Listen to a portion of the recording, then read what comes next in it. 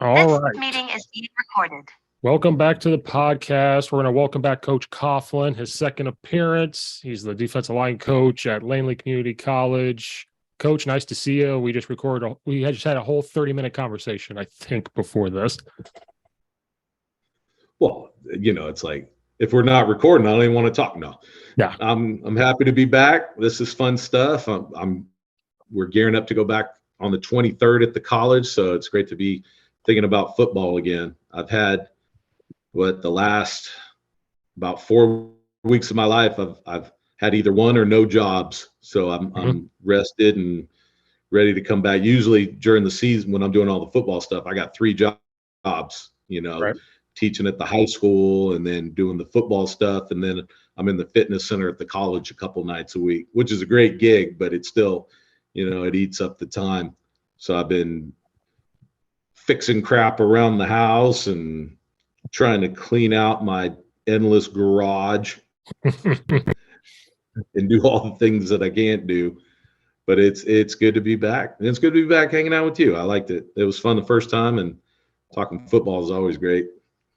Yeah, because during that time, I think was COVID, so we were all losing our minds, and we were like, we got to talk ball somehow. We have to figure out how to do this. So I had people always tell me like, well, thank God, because like I either talk football with my staff or just don't talk ball at all because we're sitting at home on Zoom with the school kids or we're sitting outside going, man, I wonder what the world's like. Is it still alive? Are there still people out there? So that was a long time ago because I think you said you didn't have a season during COVID, I think, right? Yeah, no, we've done 2 seasons since the last time I talked to you. First season was a what did we finish? It was a 6-4 so kind of a wash. We played in a little bowl game, and that cool and all, but not what you want. And then this last season we actually made it back to the playoffs, but we got our butts whooped in the first round, so it was off to other things. But this year I'm excited because we actually, for the first time ever, we get a padded spring practice. Okay. So I'm juiced about that. I don't know if we're going 1, 2, 3, 4 days a week yet. I just know that we get to wear helmets and shoulder pads at practice and not rip our shirts every day or have to go up against the giant lineman who's not wearing a shirt at all, which is the most unrealistic thing that's ever happened on a practice field. Yeah, I didn't know you guys. I didn't know you couldn't have a padded practice in spring. I thought everybody could have it. No, California's been really strict on that, and any time it's come up for some reason or another, they voted it down, and now this year they approved it. Okay. We actually I take that back. When we first came back from COVID, they let us pad up early just because they wanted everybody to get the rust off. But now from here on out, we get a padded spring, so we look like the big boys. I mean, we always did everything in practice anyhow, half line or pods or one-on-ones, full 11 on 11, and for what we do as a 3-4 defense, I'm always teaching my guys mask out anyways. So it's like, coach, I don't have a helmet on. I don't want you burying your face in him anyhow. So get your hands out in front of you and get separation. But at least now we actually have something to hold on to, so we can do our thing. So I'm really looking forward to that. Yeah. This season, our D-line coach, they didn't hire him back at the school due to classes or whatever, so he left. We came into the season, they're like, who's going to do D-line? Who's going to do D-line? And the head coach looked at me and goes, Steve, you used to do D-line, right? Yeah. Well, can you do O-line and D-line? Sure. So I had to go back to my roots, and I was O-line coach, run game coordinator, so I was in charge of the run game, and then I had to go back and do D-line. So I had to go back to my roots a little bit, and I'll tell you what, I missed it until like week 2, and I was like, this is too much. Doing both, I don't like it no more. But the biggest thing was using hands. Like these kids have never been taught to use hands. They've been taught shoulder pad and like drive as a D lineman. And I couldn't stand. So you talk about that. Like we were 4-2-5. And I'm like, get your hands on them and go. And they don't understand that. So what kind of interesting drills would you have for hands? I just did the stupid thing, like just get hands on them, extend, get underneath the shoot and do it to like learn. I try to do it 20 different ways, just because that way it'll stick with everybody. When the Magic Jenkins sled is when we have the bags on it, we start and I just have them grab that bag and get their face out, and we just work extending. I used to always make a living about getting down in like a 4-point or 6-point stance and hitting. And I still do that. I think as I keep coaching, I try to simplify what we do and just get to the point. It's one of those ones that it's a good drill, but then you realize you play football on your feet. So you try to do most of your drills on your feet. The one that I do that I really like is just having guys hold their hands up like this and then grabbing wrists. You'll see like a lot of the videos where they just do the little touches, and that's cool for hand speed. But I get them at, they're grabbing the crap out of those wrists, and then on a cue, just working on hips and hands and extension and just saying it over and over, the same cues 1,000 times. And I think that's really good. I don't like doing it so much on shields or bags just because they're so wide. Right. If it's a shield, we'll grab it up top. Or if you're lucky enough to get like some of the specialty stuff from Rogers, we got this thing called it's a Packer pad. I guess somebody from Green Bay invented it, where it's like a rectangle pad, but inside of it is a smaller pad that sticks out. So it forces you to get your hands in super tight. Like when we had just the regular old lev sleds, I would turn the bag upside down, just so that they're not putting their hands in that giant T part. The bottom part of the bag becomes the top. So now their hands are in a lot closer. But I just think, grabbing wrists, grabbing shoulders, when they just have shirts or practice jerseys on, rotating those thumbs up and making sure they're pointing their elbows down and just doing it over and over and over again. Or even a good one is just taking like the pad that goes on the goalpost and just making them line up in front of that and strike it. The other thing that we do a lot and it's just kind of I don't want to say fun lead up drill, but I'll take the pop-up bags and turn them around so they're grabbing the handles of the pop-up bags. And this is all, the cool part is this is stuff I've either stolen or kind of half-assed invented over the years. And now all you got to do is just, go subscribe to Craig Rowe. I don't know if you know who he is. Yeah. And what I like about he's like the curator of all the drills. The fact that he played at Michigan and played in the CFL, gives him credibility, but it's just like, here's a drill from Pete Jenkins. Here's a drill from Alabama, and I'd say this, everything I do, I learned it first through getting to sit down with Coach Lapoy when he was at Cal as the defensive line coach. Now he's the defensive coordinator for Oregon. And it all comes down to Pete Jenkins. If you can find anything from Pete Jenkins, I know I have them all saved from YouTube, whether it's clinic stuff or just video, practice video and things like that. It all comes down to that. There's not a bazillion ways that you can teach the hands. It's just repetition and doing it over and over and over again. But like I said, just having like the smaller bags on the sled, we live on it. I have a 2-man Jenkins sled, which has the lever system on one side, and then it has like the spring with the lev sled version on the other side. And I don't even touch the lev sled version anymore, just because I really like how it has the lever arm on the Jenkins one, where it just, and what's funny is one of the high ups at Rogers was going around making the rounds at the colleges, and he came out to Laney, and because we needed something for the sled, and he's like, I don't understand why you D-line coaches love this sled. It's the rattiest looking sled there. And it's like, no, it's magical. I think I said it last time I was here.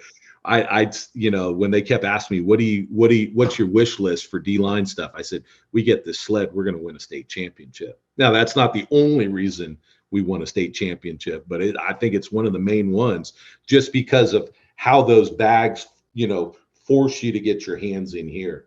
Right. They have a shield version of it too, and it's awesome. But I know I've done everything from having them hold their hands like this to the one we started doing for when we're in a shade is put one hand on your sternum and have the other arm up here like this. So now it's giving you that shade version. But to me, it's harder to hit something when it's straight in front of you. Mm-hmm. So we do a lot of that. So that way, what I emphasize to them is by the time we go over to a shade, this should be easy. Now you only got to hit half a man. Right. But doing even just this simple one, I don't know if you can see me, of just putting one hand up and one hand on your chest here. So now it forces that. We do that all the time.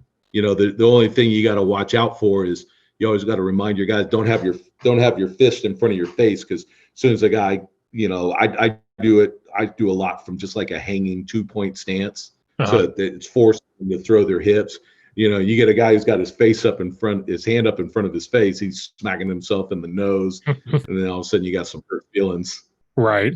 But the other thing that I found that helps out with that a lot is just the cues, talking about eyes below eyes, always resetting that guy so his eyes are below the opponent's eyes, and finish him with your hands above your eyes. I see that drill all the time where either they're hitting that 2x4 looking thing or on a sled where they're throwing their hips, but their hands are way down here. And I've seen that everywhere from the pros to Division I colleges. And I'm not saying I'm the expert on it, but the thing about it I really don't like is I don't want my hands down here. If my hands are low, I'm pass blocking. If I've got my hands slightly above my eyes and I got my feet slightly behind my butt, now I'm in a leverage position, which is everything that we should be in. And I'll fit it up on a fence, the sled, each other, and just really coach that other guy, lean in so that it's forcing you to lean on that guy and reminding the kids that if that guy wasn't there, you would fall flat on your face. Right. Because I'm always looking at like where that guy's feet are in relationship to his hips. And I always call it heel to ass ratio. So it's like if your heels are directly under your ass, you're pass blocking. If your heels are behind your ass, now you're leverage and you can drive through somebody. Right. Because that was the other big thing, is making sure when we did hands was replacing feet, and it was either one or the other. Feet went first and hands didn't go, or the hands went, but it was almost too flat. You know what I mean? Like it was more like lunging and making sure, because they try to guess. They're trying to guess where the old line was going. So it was one or the other. I'll say this, for years, and there are a lot of people that are still successful with it. They always talk about that first 6-inch power step, 6-inch, or replace the down hand. I don't emphasize that first step hardly at all anymore. Okay. And different coaches use a different order. They'll say hands and hips. I say hips and hands because the hips are the main generator of it, but the hands are always going to be faster. I say hips, hands, then steps. And they're like, well, how much? Short, choppy steps. And because I want them to be able to put their feet in the ground and be able to push off. And the way it was explained to me that really made sense was, weight room movements being transferred onto the field. And I tell those guys, hey, when you're power cleaning, what's the strength coach always telling you? He's always telling you to drive your feet into the platform to make the bar go up. And if you jump too soon, you're not going to get triple extension. And it's trying to get that triple extension on a 45-degree plane. This year we had some guys from the UK that were part of the NFL Academy they have in London. Yeah. And I had this big giant, he's Polish, and his name's Marcin. And you look at him and you go, oh my God, you can squat a truck. And his weight room numbers were just incredible. but he wasn't knocking people off the ball like I thought he should. And I'd explain it every way I know. And he's like, okay. And he's like, I just don't get it. And then finally I said, hey, it's like a power clean at a 45-degree angle. And then I just saw something, they talk about the light bulb moment, but I just saw something happen over his face. And he's like, oh crap, I get it now. And then he really started knocking people back, because that's, I don't want to say that's all I teach, but I mean, it's the guys I get, to me, their two biggest deficiencies are where they put their eyes and how much they use their hands, because they can just get away from Pop Warner to JV to VAR. You get guys, defensive line coach, that just say, throw a rip and get your ass upfield. And it's like, there's a time and a place for that. We tag, it used to be in our defensive system that each blitz had a different call. And if there was just one little thing about it, then you gave that thing a whole different name. And then we started thinking, it's like, well, that's too much learning for the kids. Instead, let's keep this call and just tag something onto it. Like the big thing we spent a lot of time emphasizing these last couple of seasons is when we run slants, normally, you talk about putting your mental weight on that backside foot and pushing off, and you're taking a 45-degree step and you're looking at the shoulder of the next guy over. Well, then we started tagging a wild version of the slant to where now, instead of looking at the shoulder of the next guy over, now I'm looking at the shoulder of the guy I'm on, and now I'm dipping and ripping, or chop dipping, ripping on that guy. And it's just, that's made tremendous strides in what we can do as a defense, and just be able to make a little tag call that just changes the technique.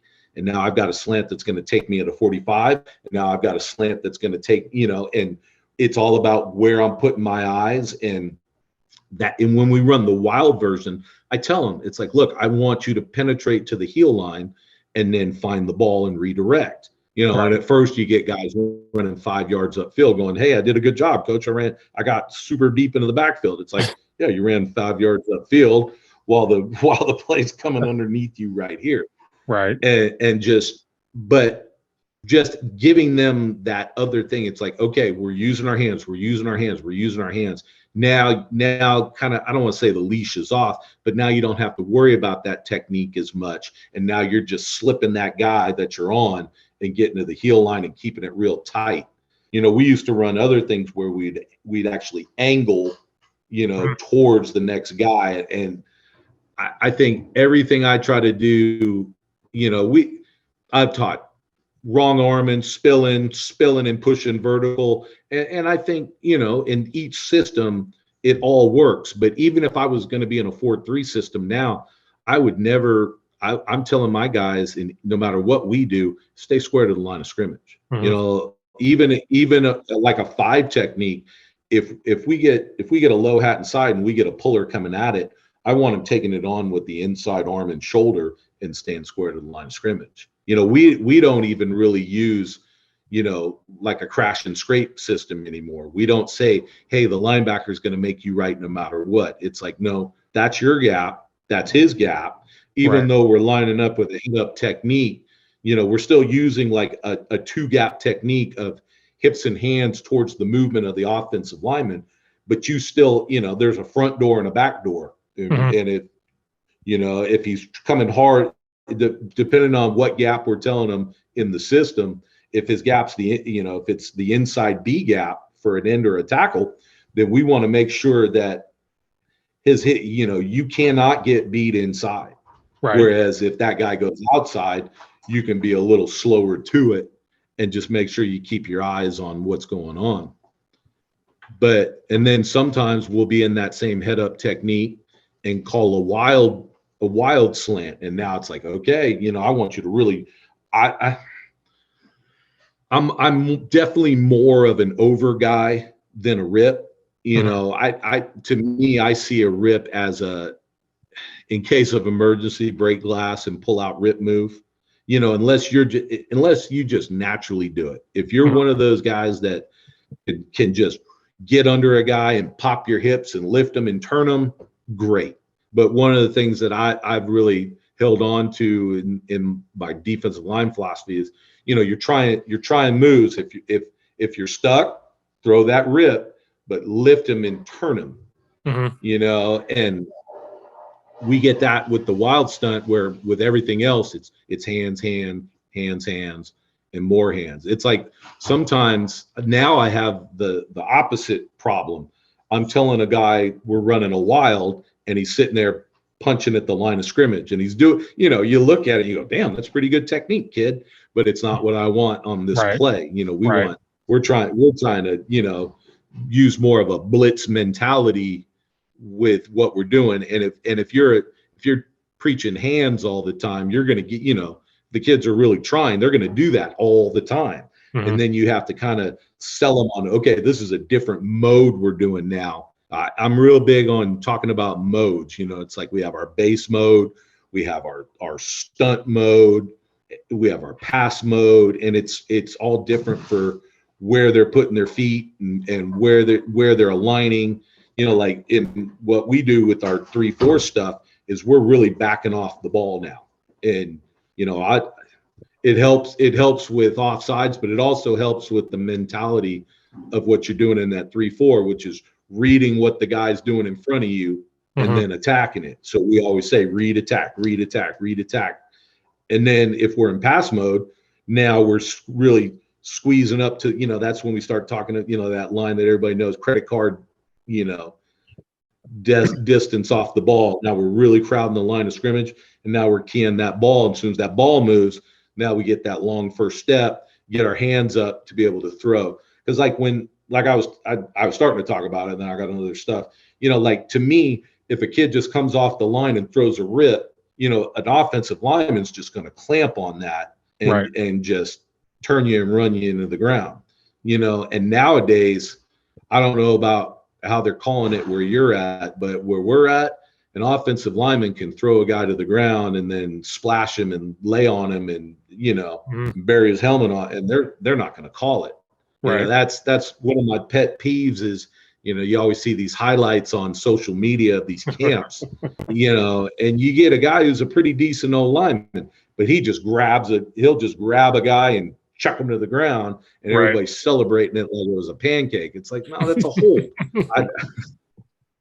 I mean, but I shouldn't say that, because I tell my guys, there's no such thing as holding, because people get mad, because I mean, I played offensive line in college. I would, if I could have these rules right now, I'd be in hog heaven, because back then you grab somebody this much, they'd throw a flag. Now you can damn near do whatever you want. My guys field, and they'll be so pissed off. They're like, Coach, he's holding me. I'm like, that's your fault. And there's no such thing as holding. I mean, I don't even argue it anymore. Now, I'll go tell a side judge to remind the umpire or the back judge. And it's like, hey, can you keep an eye out on what he's doing over there? Because I mean, now they just let him maul. But if you throw that rip, it's kind of, I'd rather see a chop into a rip, or a cross club into a rip, something first before you throw that rip. And then, but I do tell my guys, if you throw that rip, you better lift and turn, because now you're in a position and get hip to hip and lift and turn. That was something that, I mean, I've seen different ways, you put a guy down on a knee, and you get them standing up. So you're teaching them that big hip movement. But I just think having them lift and turn and then throw a counter off of that. If I see them do that with a rip, I'm not too mad.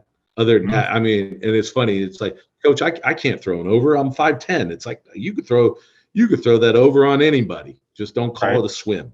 And we're, probably repeating myself from before, but I always just say offhand over the elbow. You hear when I started hearing, I go to clinics and I hear a guy from the pros or a Division I, oh, tight arm over.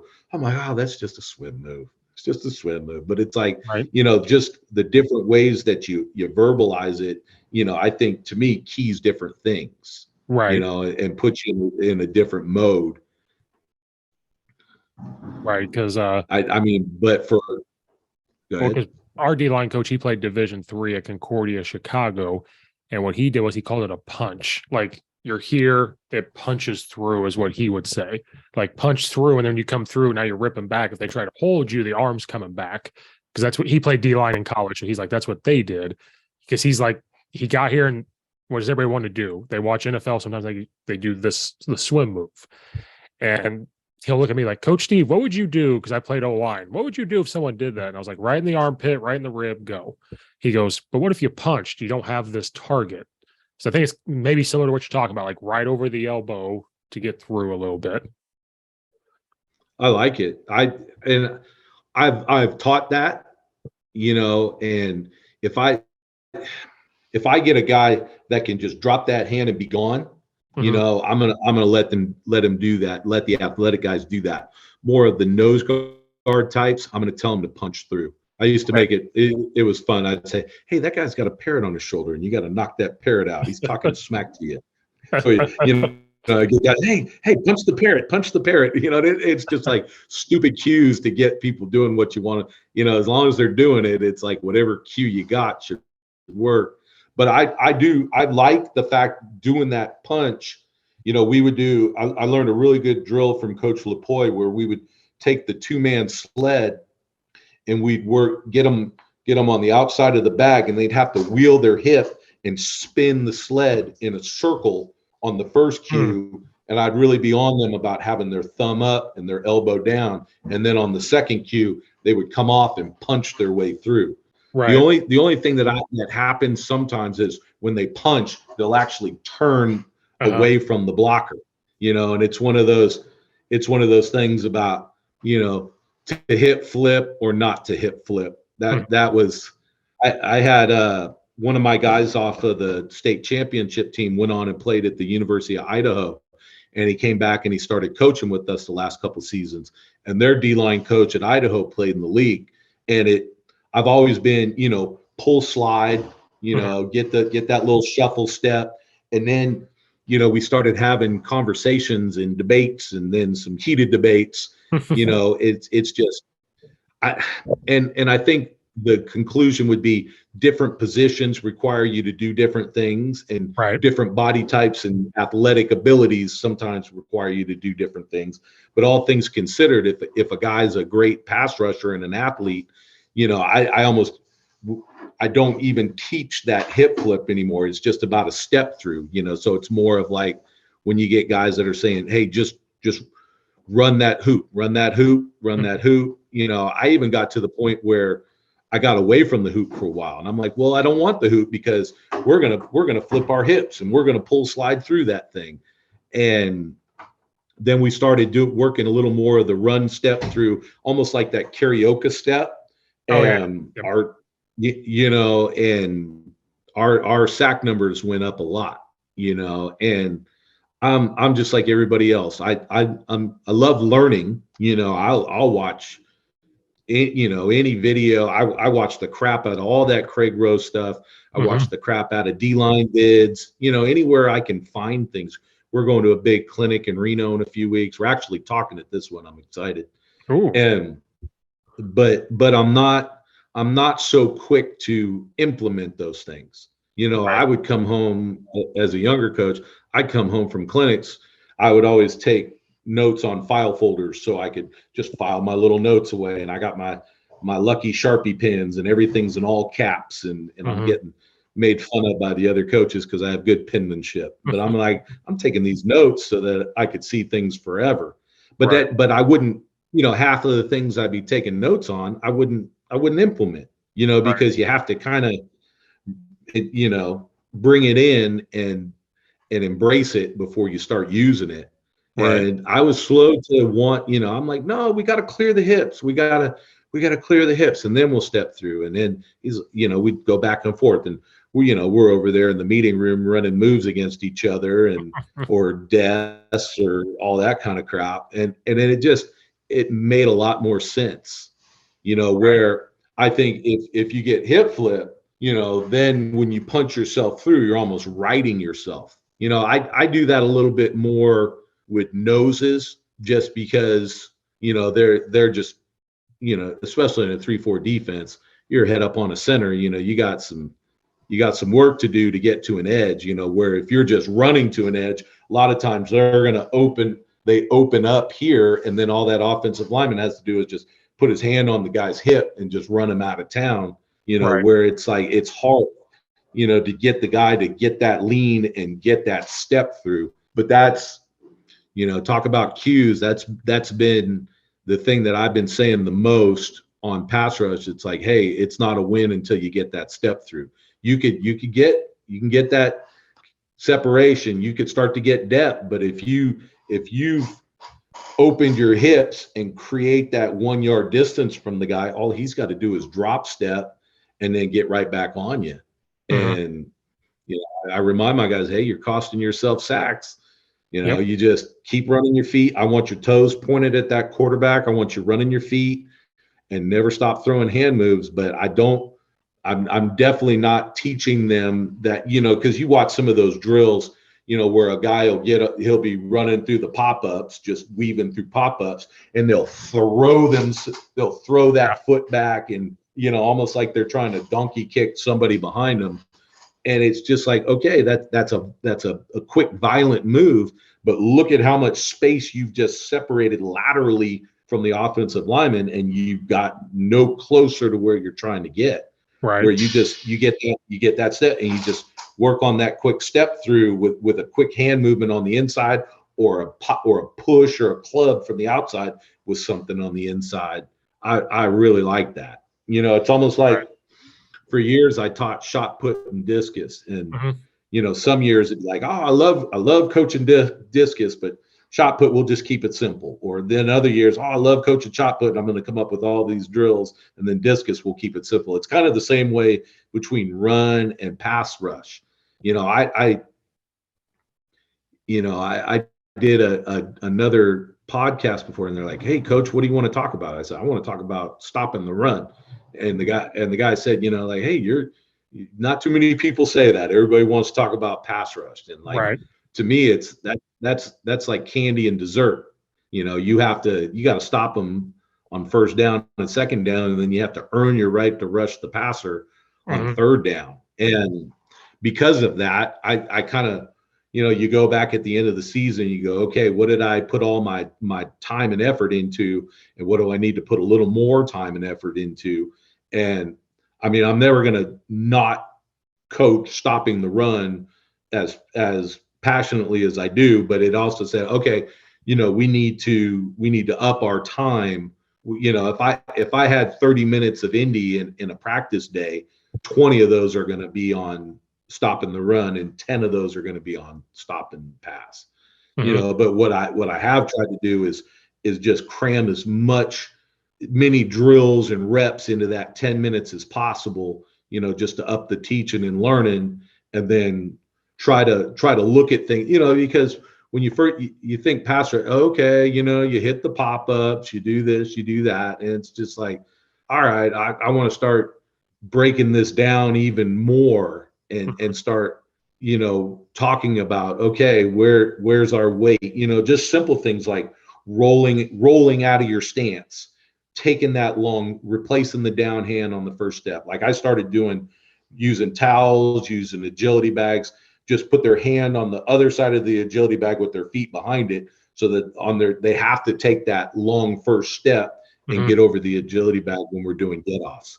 Where before you just, you line 4 up across. If you're super cool, you got the football on the stick or the football on the rope. If not, you're using your foot, or you got a somebody snapping the ball, or you're snapping the ball, and, just get off, which they're good. But, if I could add more things into the drills that I already do, that's when I feel like I'm getting better as a coach. Right. The other thing we started debating about is just, I'd get so comfortable in doing like my run progression stuff on the sled that I wasn't adding finishes to the drill, and it's like, well, but I'm focusing so much on this that I don't want to worry about the finish.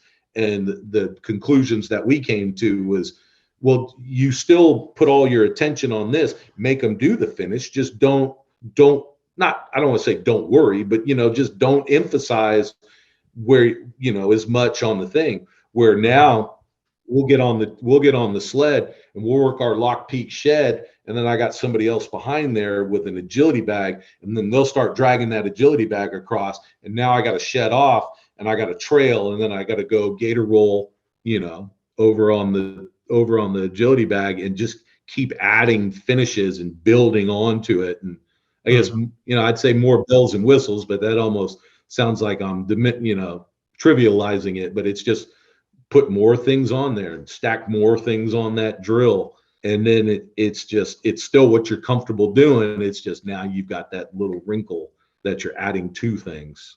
Right. It was funny you talked about the weightlifting thing, because when I walked on to play college football as an O lineman, that was the first time that I actually did a power clean from the floor. Because in high school we did hang clean. And when I got there, they said, well, O-line, where are you at? You're on the ground, your hands in the dirt. So naturally you're coming from the ground. And so you did power clean. Then linebackers, they would do hang cleans, because he was like, where are they naturally at? Well, they're naturally like squatted down. Now they still do power clean, but they focused on hang clean because they said it's a quick movement. And then I never thought of that till college. And I was like, okay, so I did power clean for the first time off the floor. And I hated it because I was so used to hang cleaning at first. But then when I realized, I was like, actually, I kind of like this. So it was funny you brought that up, because it took me back, like position, like what makes sense to the position that you're doing. So like D-line did power clean from the floor. O-line did power clean from the floor because there was their natural, like you're going from the ground, if that makes sense. Yeah. Oh yeah. No, I'm a big fan of specificity and tying it all together, like that way the guys know it's like, all right, why am I doing this in the weight room? Well, you're doing this in the weight room because it directly transfers over to what we're going to go do there on the field. Like even our stance, young me, we're no matter run or pass, it'd be like, okay, we're super heavy on our hand. You tell that guy, like, if you lift your hand up, you should fall on your face.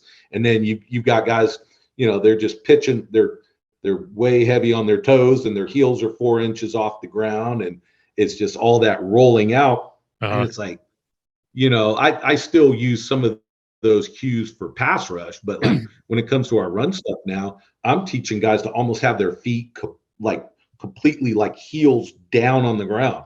I tell my guys now, I only want to see a crack of daylight under your heels, because the more of your foot you can have on the ground, the more surface area you have now to push off, because we're not emphasizing that first step. So I want to have all kinds of feet on the ground so I can throw my hips and my hands into that target and match the movement, because to me, hats off to people who run a true 2-gap system, where it's just like that guy, your job is to beat that guy across his face wherever he goes. I mean, that takes a special kind of guy to be able to do that, all the time.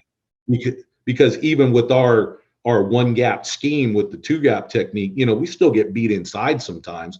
We have terms for that. It's like, okay, you got beat inside. Now your job is to just crash that guy down as hard as possible, take the air out of that gap, because that gap now that you're on the other, that's your gap he's in between now. So, you got to squeeze that thing down as hard as possible. Whereas if he's going away from our gap outside, or now it's like, okay, now you play it inside out. You got a little more time to figure out what's going on in front of you.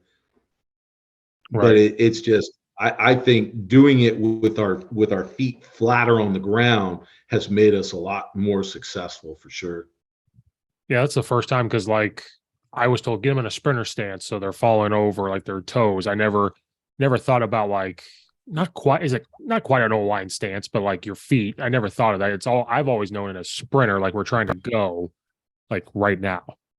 Right. Now, no disrespect to O-linemen, but because they're our enemy on the football field, I tell them it's like I say fullback stance, because I get a lot of guys, rugby guys that probably played some fullback, in high school, and it's just like when I'm having a hard time teaching that stance, I just tell them, hey, show me, if you were a fullback, show me your stance. And they're damn near in that stance I want them to. Then I just tell them to get a little wider. What the term I use is like, hey, this is your big boy stance. This is your this is your 1st and 10 stance. You know, you got your hard hat and your cool steel lunchbox, and you came to work, buddy. There's nothing fancy about what we're going to do right now. And I've kind of narrowed it down over the years since we've started using this style, but it's the feet should be super wide. You know, when, like, if you look at like cut ups from like the Niners or Baltimore, or especially the Steelers, you know, when a true 3-4 defense, you know, even the inside linebackers, the D linemen, they're all in like like almost wider than shoulder width stance. You know, and that, to me, that's going to make sure that you're utilizing your hips. You know, if you're to me that, and it's going to keep you lower. You know, I always correlate wide stance, low, narrow stance. You know, a lot of times you get that problem with a guy popping up. You know, if I'm teaching, if I'm doing pass rush stuff, I call it you know, hey, ride your 10 speed. Not that anybody rides a bike anymore. They all have motorized scooters that they rent. But, you know, they understand that. So now those feet are tighter, but I'm trying to really gain distance off the ball. Whereas when we're in our big boy stance, I'm trying to match the movement so that I can get knocked back. Even when we're in a shade, I let them stack. Like when we're in our big boy stance, I tell them to have even feet. Now, when we get into a shade, I tell them to stagger a little bit, but it's not that step hands. It's throw your hips. You know, your hips are the power. Your hands are going to be faster, but your hips are what's driving this thing. So throw those hips, throw those hands, and then you know, aiming points. If we're in a shade, we're talking sternum bicep, and then I have to tell them what a sternum is. That's okay. I'm there to teach. You know, and where I really emphasize them attack, you know, the hand placement is put that hand right where the bicep attaches at the shoulder. And that way you can keep that offensive lineman from coming up and grabbing the crap out of you. Where when we're in our head up, big boy stance, is we're talking about putting thumbs in the armpits. So it's just landmark eyes, little cues, and some more cues. And I have to, every year, you know, just from having a month or two off, I have to kind of shake the cobwebs off and remind myself of my progressions. And I mean, I have a manual, I have everything written down, and that's always a work in progress. You take something out, you add something in, but I go back to all my notes and I start watching I go back to the Mount Pete Jenkins and watch all my Pete Jenkins stuff at the beginning of every season again, and kick myself in the head when I was just a young assistant coach fresh out of college. Pete Jenkins actually spoke at a clinic that we would go every year just past the San Francisco airport, and it was at the Hyatt, and the Hyatt had a beautiful sports bar called Knuckles, and peanut shells on the ground and big beers and all the football talking and drawing crap on napkins you want. And I go back, I have a bag with all my clinic notes in it that I keep. And I go back and I start looking at things saying, okay, I haven't used this in a long time. Do I want it? Or I use this all the time? Do I still want to use it? And I looked, and I sat in a room with Pete Jenkins before I knew who the heck he was. And I had like 3 things written down. You know, usually I have 9 pages of notes, and here I had 3 little things written down, which shows you how much time I was spending up at Knuckles that day. But it's just like, if I could go back in time, all the questions I would ask that guy, you know, and just sit down and pick his brain. But just thinking of it in those terms, I think, you know, especially for a 3-4 defense, you know, I mean, I know some, you know, like a lot of times, a lot of schools will run a 3-4, and all they'll do is slant out of it. They won't do the head up stuff, especially like I've noticed that a lot with like 3-3 stack defenses. You know, it's just, you always want that, you know, guessing where guys are and dudes are moving. And I don't knock any of it. You know, slanting's good, but I do like just little subtle things. You know, if our stance is this wide, okay, if we're slanting, just bring it in just a little bit. just, and like I said, everybody's different. Some dudes are looser in the hips than others. Some people's hips are as wide as a desk, and some have skinny little hips. But just being able to put their body in a position to be able to get to the spots that they got to go, where head straight ahead, we can go super wide. If we're moving left or right, we narrow it down a little bit. If we're going, if I'm tagging like the wild thing, I tell them, okay, you want to stagger a foot back, you can stagger a foot back, and just get them comfortable into getting into that mode that we're really working on. Right. I'm at the point now where, and I learned this. I watched, I don't know if it was like a secret clinic DVD that I was able to get my hands on, but Rex Ryan speaking at a O-line coaches only clinic, like, here's the things that we do to stop what you do. And, the big things I learned from that was ability alignment. It's like young coaching, or if you're keeping to the pillars of what most coaches teach, foot to crotch. Your foot better be splitting that guy down the middle. I'd always tell my guys, hey, if you lift your foot up, you'd be kicking them in the dick. Now it's more like I progressed to doing more of an ability alignment thing. Hey, if you're getting beat, if you're in a shade and you're getting beat inside, hey, scoot out a little bit. We'll get to the point, using, I mean, I know some coaches talk about line your eye up with his eye. To me, that's kind of a harder landmark to judge. I do it more off of the feet, because that just moves your body. Like, okay, scoot towards his foot a little bit. If it's still not working, scoot a little more towards his foot. If it really ain't working, get toe to toe with that guy, because our number one rule in a shade is don't get reached. And I'm not I've been around guys that have gotten deep into the teaching pedagogy and, the psychological things. And it's like, don't say the negatives, always say the positives, don't let them in. Hey, keep them out, and at first I kind of scoff at crap like that. I'm like, all right, you're getting all psychological about this crap. It's just football. But then you realize it's like, well, these are useful tools. I still haven't gone to the route of using Art of War quotes for everything in my life, like some coaches do. Maybe one day I'll get there too. But, and I'm, like I said, but with this one, it's like, hey, don't get reached. And so it's like, we'll squeeze in, we'll squeeze out based on stuff like that. And rule number 2 is don't allow I call it jump through now, scoot, so that if that guy's trying to get the other way, to allow his, and posting you up to allow his buddy to come get you. I mean, I've almost gotten to the point where, you watch things and you see guys just, they have a name for every concept.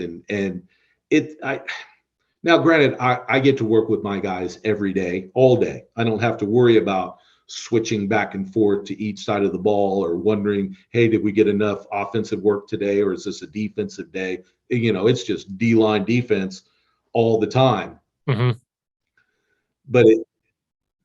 I got to the point where I'd say, okay, is he reaching you inside or is he reaching you outside? It's whatever I got to do to make it stick in their brains. The one thing that I heard, and this is I'm trying to always give credit for the crap I steal, because we all know coaching. We know coaching is stealing, but you give props to who you stole it from. And the thing the concept that really helps it make sense is that guy's going in one of 4 directions. He's going forward, he's going backwards, he's going left, or he's going right. That's it. And I think, simplifying things that much, I feel like you get guys to play faster. I'm not going to say all the paralysis through analysis and all the terms like that. I just, I try to stay a dumb D-line coach and just eat red meat and growl. But but it's like when you boil it down like that, it makes a lot of sense. Like over the years, we have different tags or calls, one call will have us always lining up left to right. That's no matter what formation they come out in, you're always going to be on this side. You're always going to be on that side. And then when we would go to our strong front, like a 4-3 under, then we're flipping to the strength. And then we started doing it to where we have calls to where we'd flip the 3-4 to the strength. And last year's group, great group, nobody, not dumb guys. It's just as a defense, when we would start doing stuff like that, we would lose our minds and and I'm the crusty guy in the meeting room saying, we can't do it anymore. We can't do it, where we started developing tags that would get the same concepts, but without having to flip the defense. I mean, because we would have a blitz call, like if we're running a zone pressure and we could run it out of our regular left to right stuff, everybody knows exactly where they're going. But we could also have that same zone pressure and we're flipping to the strength. So now that zone pressure that's normally coming off the left, now it's coming off the right. And it's like, if you're the main guys involved in the blitz, you're going to be okay. But if you're that 3-4 nose, that's no matter what we're running, that dude's in a zero. He's head up on the center. Now he's got to know, okay, we just called something that had our guys flip. So now that call that's usually coming from my left, now it's coming from my right. Now I got to know to slant away from that. And it is just like that with that group, it was just too much thinking, and we couldn't play freely. I mean, I'm definitely not a fan of at most levels, but especially where we play at, we can't stay in one look all day long. Right. We go against teams that have great offensive coordinators and will run a multiple formations at us all day long. And if they see us staying in the same thing all the time, they're gonna start picking us apart. Right. And so it's like we get different looks, but we're not as complicated as we once were. I've heard coaches say, look complex, be simple. And I'm all for that, but you have to have it's our job to get, even no matter where they're going, the playbook's going to be thick of whatever defense they're going to be running at a 4-year school after they leave us. I mean, and especially if it's a D2, a 3, or an NAIA. I mean, because those are the kinds of schools where it's like we have to be, they hang their hat on being smarter than the other guy. So it's like being smarter than the other guy. It's like we're gonna have a lot more calls, and I'm really happy because we have so many things. I mean, because we have the bands, the wrist coaches with the bands in it, and also we have hand signals that we use. So I mean, we could have 30 calls on the band and another 15 to 20 that we can hand signal in, and they got to know all that stuff. And they say, Coach, that's a lot of stuff to learn. I said, yeah, well, that's why you're in college. You're here to learn this stuff. But then when they get a scholarship and they go somewhere else, now they're not only competing, they're starting because they can absorb that coordinator's playbook and not get left behind and stuck. Where you get some teams, where they just have super athletic guys. And so they're just like, well, let's just run 3s and 1s inside. That's all we got to do. 3s and something. Hey, you're in a 1 now go to a 3. Or sometimes we'll get really crazy and we'll line you up in a 3 and then you cross face on the snap. I mean, that's great. If you got athletes, you're going to win. But when that athlete goes to a 4-year school, they're going to have a hell of a time absorbing that playbook and getting to the point where they can not only know the plays, but be able to run them freely and quickly and compete. And our guys come back and they say, thank you for having what you had in, because it allowed me to go to the next level and start. Right. And then not bring me a shirt. The running joke has always been, I tell them, it's like, hey, I just want to get you, I want to help you get a scholarship, because I don't go out. I'm not one of those guys that's just like, hey, look at me, look what I can do. I'm the this guru or that guru. I just go coach my ass off and try to get my guys good. I say, hey, when you get somewhere, just bring me back a shirt. I'm like 1 for 80. I had one guy. I had one guy. It's my guy that came back from Idaho, and I damn near cried. He reached into his bag and he grabbed me out a sweatshirt. So I guess the sweatshirt makes up for the fact that I didn't get t-shirt. And it was just like, right on.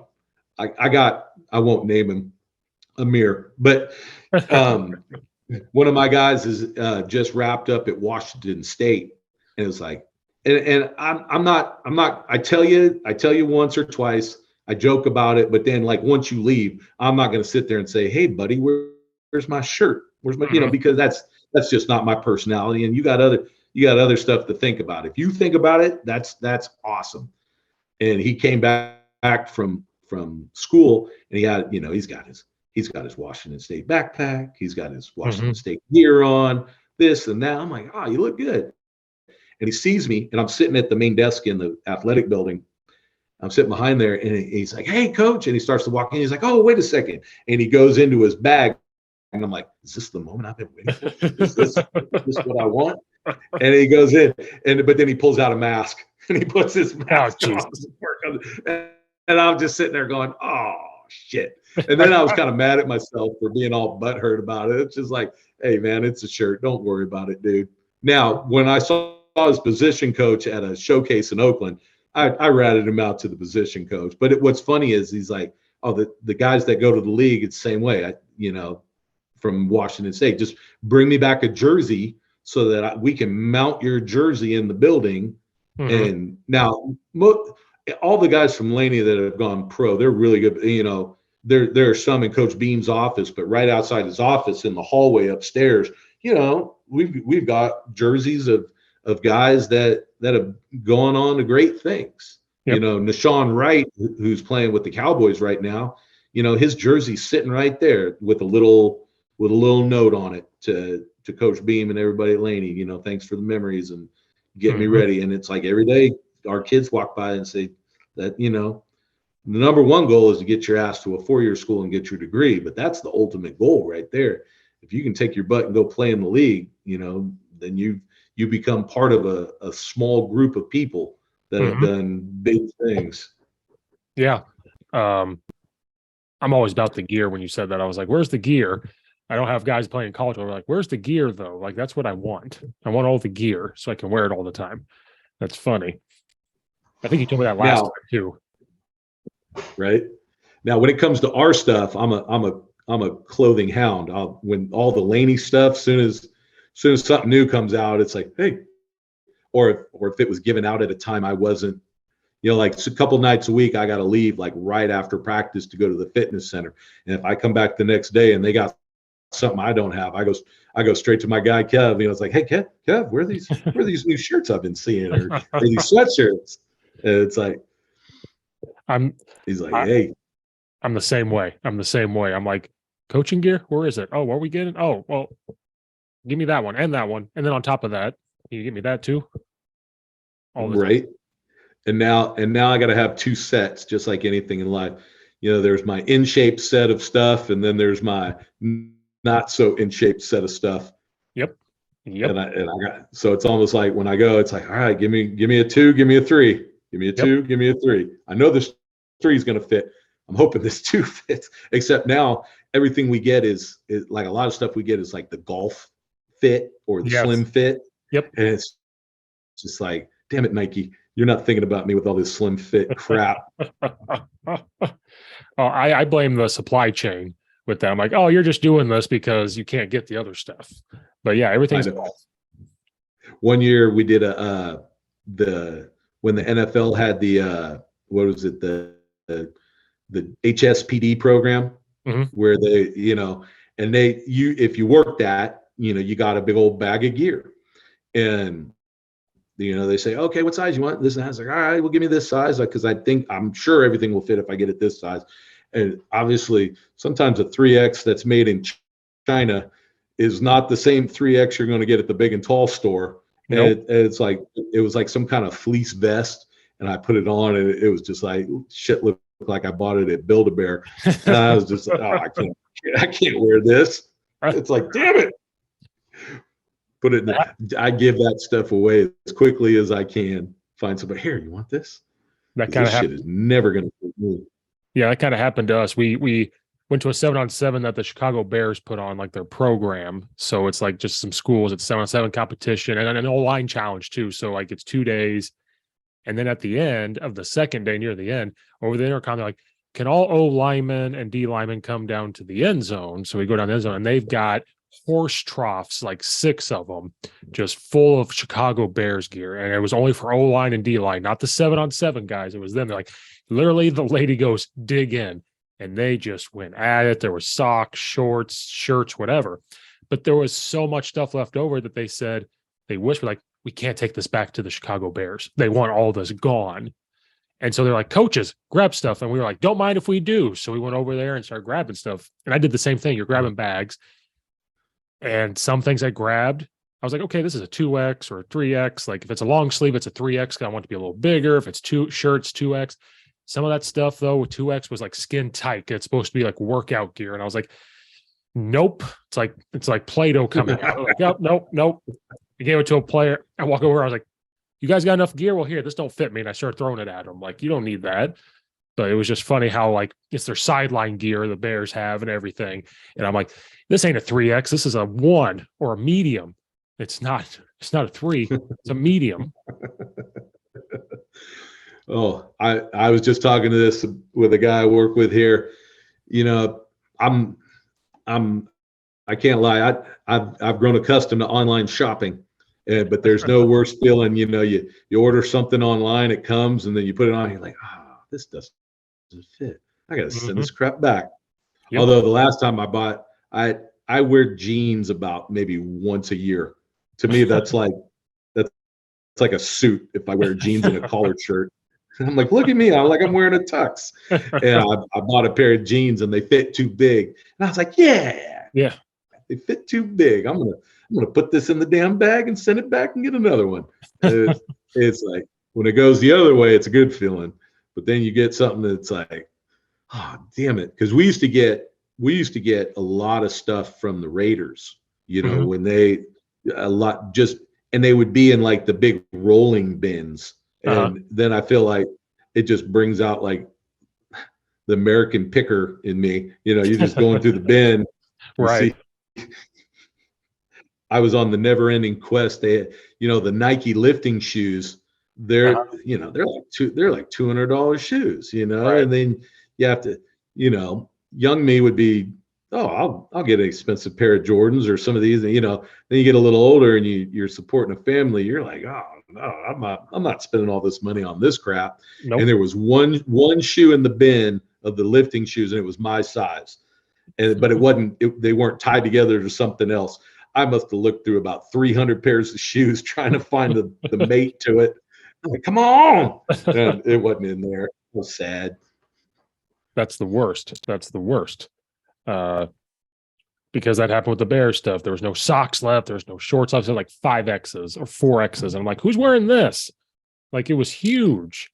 But like, then all of a sudden you see this big old D line or O line wobbling over that's in high school. Give me those. He's bigger than me. And I'm like, oh, you take them. It's okay.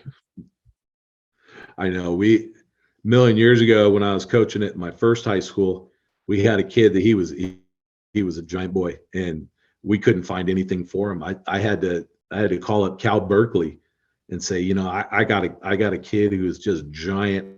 I need to get him into some pants, or, you know, grab this, or, you know, you get a kid with like some size 17 feet, you know, where the hell can you find some size 17 cleats? And then now, just like from us keeping things in our equipment room that we've gotten over the years from the NFL, you know, if I got a kid with a size 20 shoe, I got a pair of cleats for him in the back. I don't know when the hell I'm ever going to find somebody with a size 20 shoe, but if we do, we got some cleats for his ass. Jesus. That kind of happened to us. We have a freshman. He's probably my height. He's 6'5" or 6'6", and he's got to be 300 pounds. Like, and he's huge. And for basketball, at least, he orders practice jerseys, and then they have a player package which pays off that. They're not very expensive. And he remembers seeing him before basketball started. He goes, Steve, go find out what jersey he is, because I don't know if I ever order 2Xs or 3X practice jerseys ever for a basketball player if he plays basketball. And he did. So he's like, oh, shit. So he had to order like a 3X practice jersey. We got brand new jerseys in general. So you had to make sure we had a big one just for him. And he goes, he may be the only kid that ever wears that in this building, because we may never again. And that's when he gets the giant one from the sports store that doesn't have any stripes or doesn't have the name of the school on it or anything. It's just a giant white jersey with a number on it. It's like, here, be happy, kid. Is this marker on the jersey on this? Yeah, we wrote it on there for you. Don't worry about it. Duct tape the number on it. That's what he thought about that, but luckily we were able to get it. And I'm like, I think it was the same thing with the helmet. We had to get him a big helmet. And I tell people how big he is in their eyes. I talked to college coaches, their eyebrows raised at him. Like, what? He's a freshman? And I was like, yeah, he's freshman, 6'5", about 300 pounds, eyebrows raised. And I'm like, but remember, he's a COVID kid. You got to remember now, like he's never been coached before. So you got to give me time. Like, right. You got to give me some time with him. I said, when he's a junior, come talk to me again. But I said, right now he's a baby. He's a little baby. I'd say this. I coached high school football for about 14 years before I made the jump over to the college level. And I kind of told myself, I mean, and granted, there's a million headaches of where we're at, and we get temper tantrums and kids quitting after or in the middle of a game or just all the dumb crap that goes with it. But if I ever coached high school again, I'd want to coach freshmen, just build. I mean, you look at how many kids that go back and say, my love of the game was based off of this Pop Warner coach I had that just made me love what I do and made me feel supported and coached and well coached. And then you get guys that, just say, oh, I had a shitty JV coach or a shitty freshman coach, and that's why I don't play anymore, or that I quit. And just, to be, I got some years in me before I do that again. But I think like towards the end, I think that'd be a nice little pivot, to go do that instead of feeling like maybe I'm too old and not relating to the guys at the college level. Although I don't know. I talk so much shit to them. I don't feel like it's ever going to get to that. But yeah, this is the first time I've coached freshman basketball. I've never coached freshman football. I've been varsity since I was 18, 19 years old after walking on. Don't know anything else. And I realized this year coaching freshman basketball that I was treating them, it was almost like varsity football. I'm yelling, I'm doing this. My heart rate's going up to 170 beats per minute because you're freaking out. And the past 2 weeks, I've gone back and kind of thought the same thing. I was like, I don't want to run these kids off. I don't want to make it a horrible experience, even though they're pushing my limits a little bit with how they're acting. But this past week and a half, I've taken a step back and I looked at them. I said, I'm going to treat you like varsity athletes in the aspect of it's on you now. I'm going to put you in positions to do well. We're going to work on things, but if you don't give effort, blah, blah, blah, blah. And I'm more positive. I'm more, whatever, because it's their freshman year. I don't want to run them off. And yesterday we played our best basketball game of the entire season yesterday. Like it just all clicked all of a sudden. And I was like, okay, I've got to realize when I'm the varsity football coach and how that works, and then the freshman basketball coach, how that works as well. Because I've never done both at the same time. But I go through that dilemma even now. It's like, how much do you yell? I mean, when I got done in college, I floated around for 1 year, and then I started coaching. And I started coaching at the varsity level too, at the high school that I played at.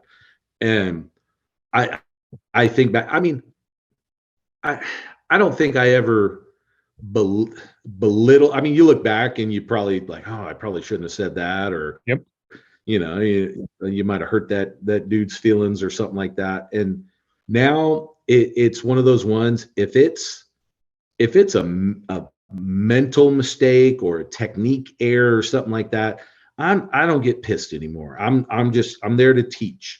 Now, if it's an effort thing, then I'm losing my mind.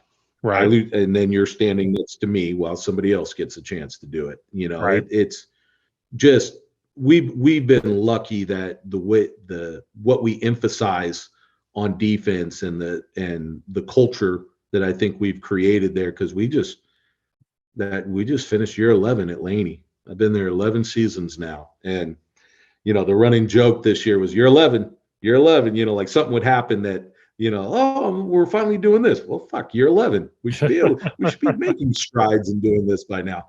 Right. But at the same time, if we're getting our asses whooped, I don't want to be sitting there with a smile on my face. But it's just all that screaming and yelling.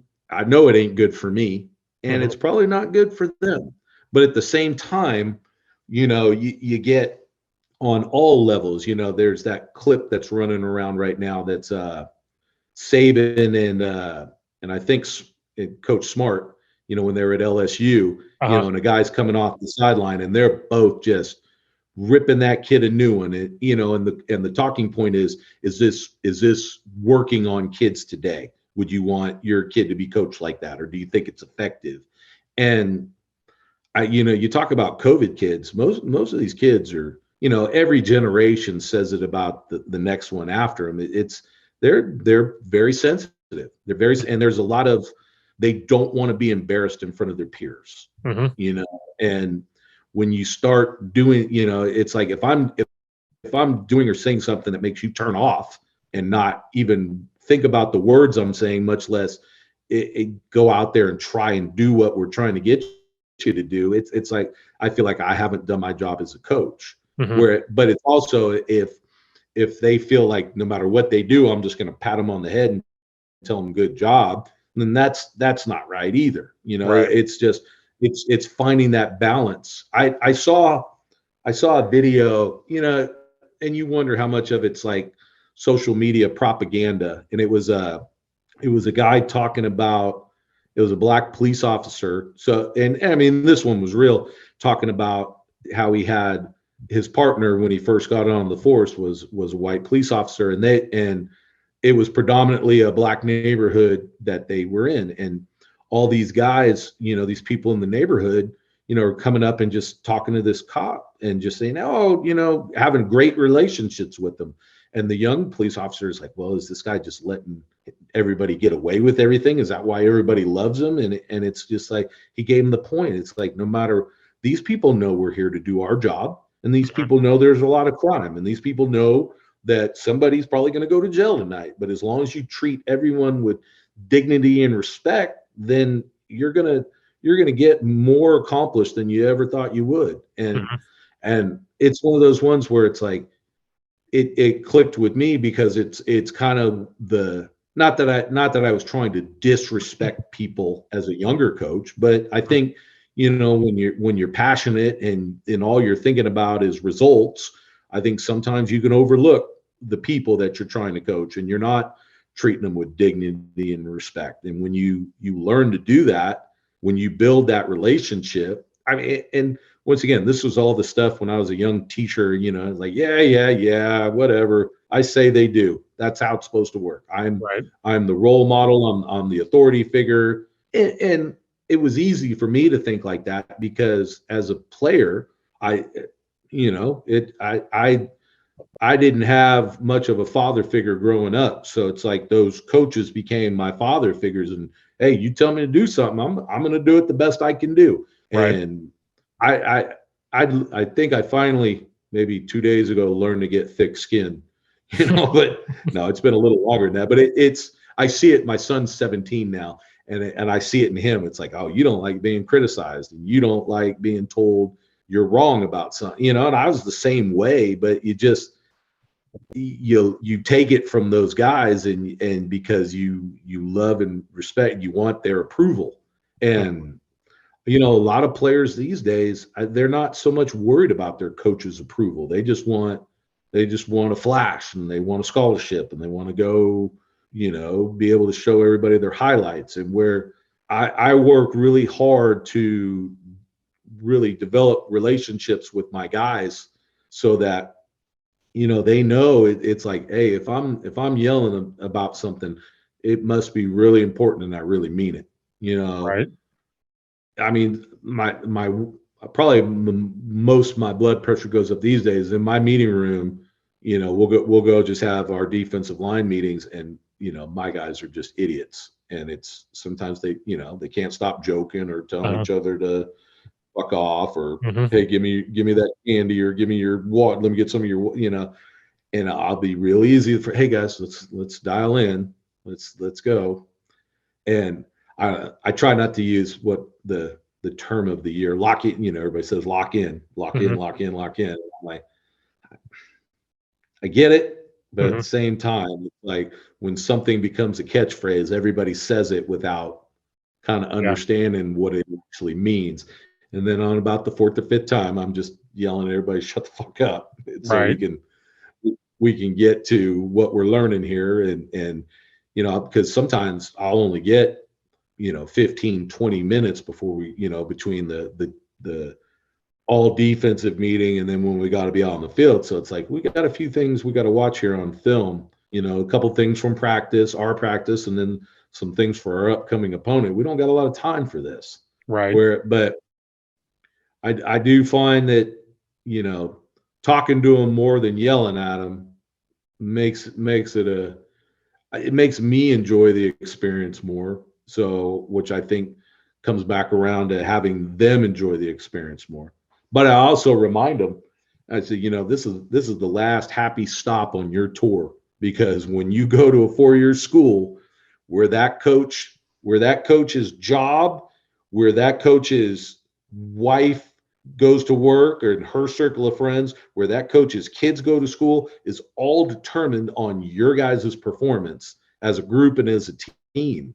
And you start messing that up, then you're going to get a different side of that coach, because he doesn't want to mess up his good time and get fired. And most of those guys are trying to work their way up the ladder to bigger and better things. So they're gonna work your ass into the ground, and they're not going to have a lot of tolerance for things. I get guys that come back, at all levels, but it's like we're not working in our fundamentals all the time like you had us work. We got to do that stuff on our own. It's just we're just working on where to line up and everything we're doing, because at that level they're damn near revamping their schemes every week to match their opponents. Right.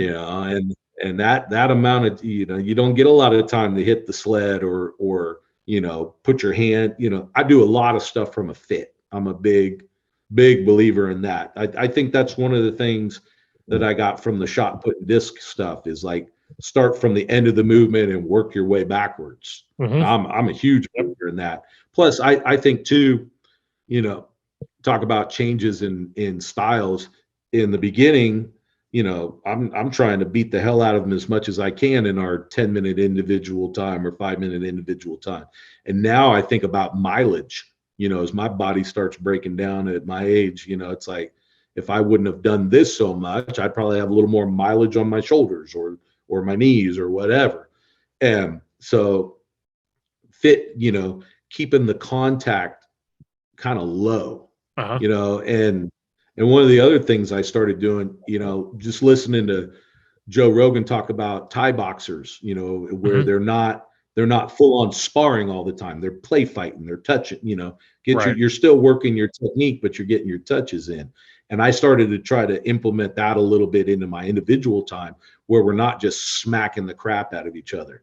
Now, that being said, we're up against the new fad in offensive football is, I don't know if you see it, we call it duo. It's basically just power with no pullers, and it's just double team. So every day I have a 5-minute double team drill where the point of emphasis is, hey, beat the crap out of the guy in front of you. And I make sure that I get guys, I do all that'll be in little 3-man pods. And then we'll either all go at once or I'll go down the line and try to get quick reps. I make sure that I got guys that are competing for the same spot, lining up against each other. I make sure I get guys that, I put the shit talker versus the other shit talker, or the young bull versus the old bull, everything I can to, like, hey, and I remind them, I said, all our other individual drills, a lot of sled work, a lot of fit, not a ton of contact. So I want you to beat the hell out of each other in this fight, and they got, at first they're like, oh, I mean, they realize it works, because, but then, you always get this little groan, oh, coach, especially about week 7 or 8 when everything's aching and they got tape on all their fingers and they're trying to run away from Indy time to go see the trainer, and I'm driving them back over. Oh, that's the worst. The worst. But I mean, we saw that out of everybody. Like we lost our playoff game to American River, which was a really good program, but we beat them during the regular season. During the regular season, it was just a lot of 2x2 10 zone. No, everybody runs an occasional power, but just a lot of zone blocking, and we ended up doing well against them, and we won a close game. When we saw them in the playoffs, they started shifting more towards, like 11 and 12 personnel with a tight end and a wing, and just everything was duo. And during that game, we didn't have the answers up front. My guys were dinged up. One guy with a really bad shoulder, one guy with a really bad thumb, and that's when you start seeing, I was looking at the film from the first game to the second game. First game, some of my guys are just striking the hell out of those O linemen and getting big time separation.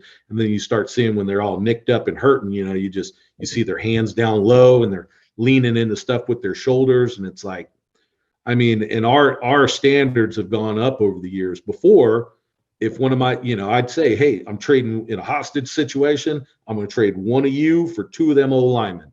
Where now it's like, no, you got to play that double team and you got to come out the other side and you got to go make a play on the ball. And it's not that anymore. I still believe if the double team's taking you into the, next week, you got to put your chest on the ground and make all that. But we don't turn. Even now, we talked earlier about staying square. I want, when we're playing the double team, I want you, because usually we're in a head up technique. I still want you banging and knocking back that guy in front of you and then dipping that shoulder to the drive guy and then shedding off of that. And, where you see now, it's like, I remember the old technique, hey, turn your body sideways, or you see, even some of the pro guys go, almost taking a knee, to stop that. But where we see a lot of combo stuff too now, where it's like, yeah, you're going to get a shot from that down guy, but then he's pushing up to a linebacker. So you got to ride the storm with that and then be able to rock back and shed off of that block. And to me, staying square does it. Now we do, I'm not, we're dipping, when we're coming off of that. I want a full extension, then we're going to dip and shed off of that. And that's when I really talk about throwing a punch through, especially on the double team, because I want all their momentum coming through that gap. Right. But when we played in the playoff game, we weren't doing that up front, and we were late in the game bringing a safety down. That's like when we go to this clinic in Reno, I'm going to corner every person that I think has knowledge on it. Hey, how do we stop duo? How do we stop duo? How do we stop duo? Right. San Mateo did it, who ended up winning the state championship this year. And they're a great program, really, really well coached. But we held them to 22 points, which I think was their lowest point total of the whole season. I mean, in the state playoff game, they ended up scoring like 50 points or something. Oh, wow. Wow. Yeah. And we, part of it was what we did up front, but bringing a safety down all the time really screws that up, because, they have to bring a receiver to come inside to match what that puller's going to do, that the puller they're not getting off of that. Right. Although the biggest thing that's messing with me on that is, we're head up on a tackle, and we're knocking that dude back, but then we're just getting mopped from either the tight end coming down or that wing coming down, because in our scheme, our natural gap is the inside B. So it's like we're knocking that guy back and getting our eyes in B, but then we're getting heavy down, and it doesn't follow our double team rules, because we're not splitting that into our into that gap, because that's not our gap. Right. So it's like I will definitely be on the hunt to see what really messes that up. Do you guys run a version of that in your program? I've been in arguments with people. We just double team on inside zone. Really don't. So they're like, I've been in debates. Well, that's duo, right? I'm like, well, no, it's inside zone. We're just double teaming all over the place. You know what I mean? Like, so I Yeah. steal that, but like we're reading the backside end. So I really don't run duo, but I took double teams of duo. That's because us offensive guys, we always argue about what's what. Like, is this inside zone? Is this duo? Is this midline inside zone? Like, there's a mid zone. Is it this zone? So it's just two, whatever. And I'll stir the pot on Twitter. I'll be like, oh, this is inside zone or duo. And then everybody comes out of the woodwork. Then I do it on purpose because I want to see who's going to get pissed off. And like, but I double team all over the place on inside zone. So I guess you could say the front side is kind of like that, but we're not blocking the backside end at all. At all. Yeah. I like that. I mean, I think running zone, one of the hardest things to account for is that low shade. You know, if you're you're running everything to a 3 technique, life's a little bit easier. Yep. But if you're trying to run it at that low shade, it's tough. You know, if that guard leaves too early, now that center's got to try and get his helmet outside on one. That's a tough one. And I developed when I first started coaching, just fresh out in high school, we ran Air Force option. And I've done Air Force option, wing T.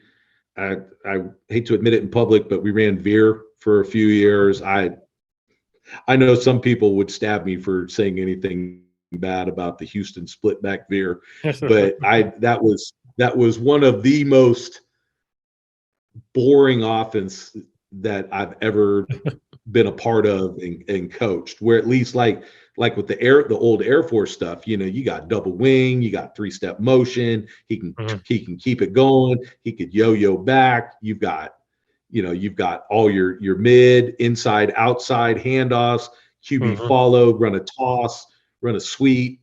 You could even run, counters and everything out of it. But everything we did with that was just staying square, work the double up to the linebacker. Yep. And granted, I enjoyed coaching zone stuff too. You know, it's just it in a way it's I don't know, it's debatable. It's simpler, but it's not. You know, Right. you get guys that have a hard time knowing like when to chase and when to move up.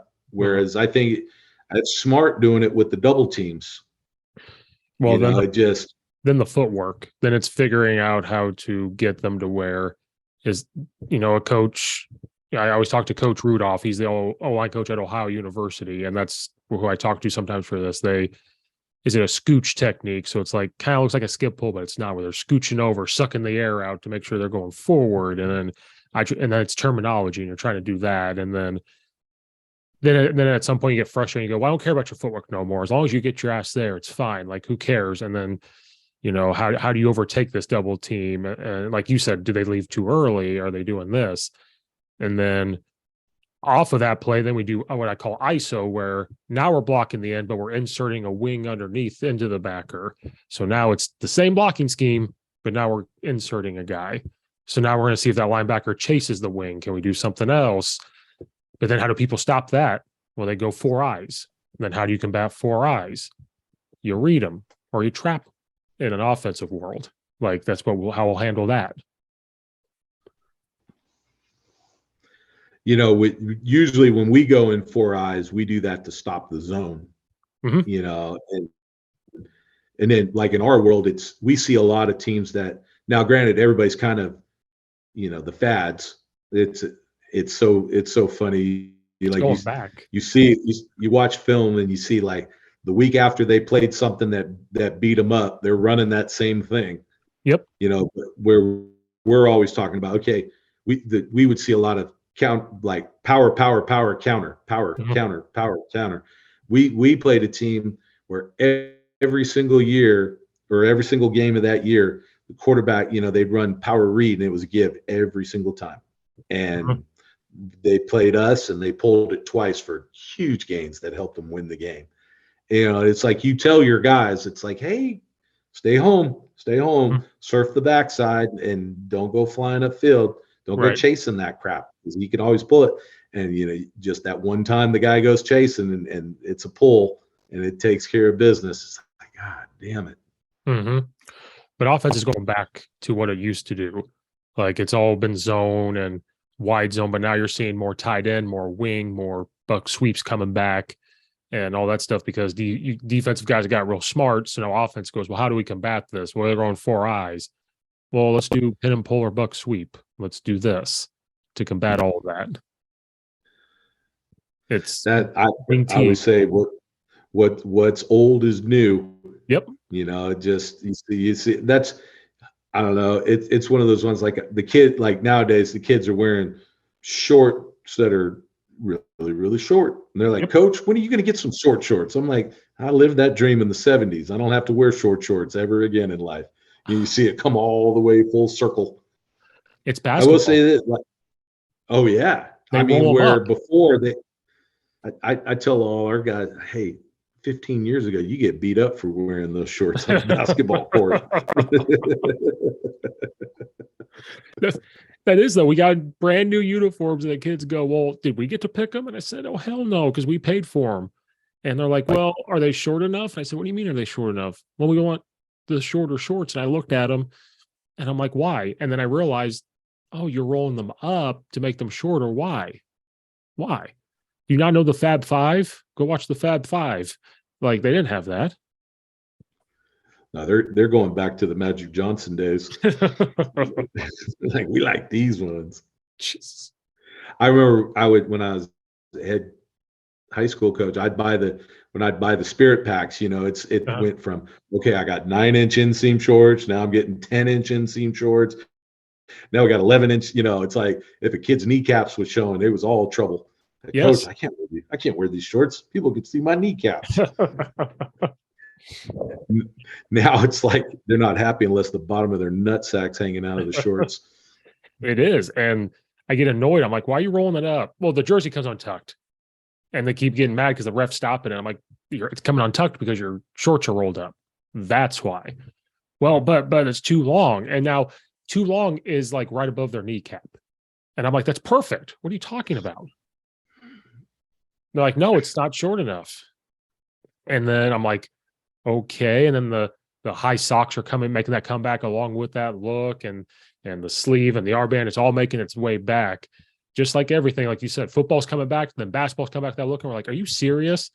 And then the varsity team wanted the Hoosier warm-up pants. Those are coming back, like the rip-off ones. Like when I was in high school, I had the rip-off button ones that you could just rip off. Oh, that I'd be a little jealous sometimes. I'd be like, I want some pants that'll do that. You know, they just all of a sudden they're coming off the bench and it's just like rip. Mm-hmm. It's all coming back, and I'm like, 90s clothes are coming back too. Everything in school fashion that was in like 80s or 90s is coming back, because I'm a 90s kid. I'm looking at it going, that's what we wore in the 90s and like early 2000s. And they're like, oh yeah, this is the style now. And I'm like, well, I would have been made fun of in like 2010 for that if I wore that.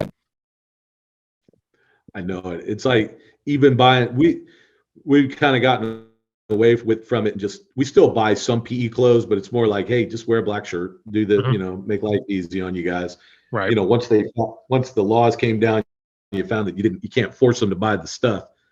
But it's once upon a time, our whole inventory was like 2X and 3X stuff. There'd be, you know, just little dudes like, give me a 2X. I'm like, hey, are you sure that's what you want?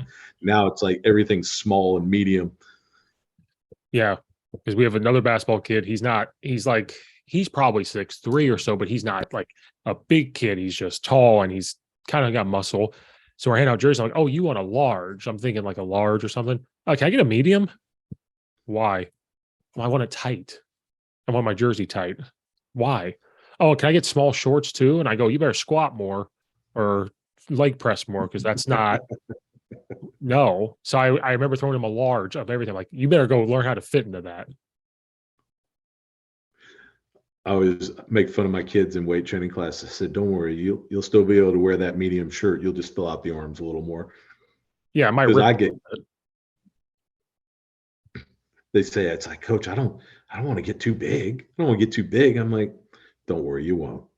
Don't worry. I promise you're gonna be just fine. Yeah.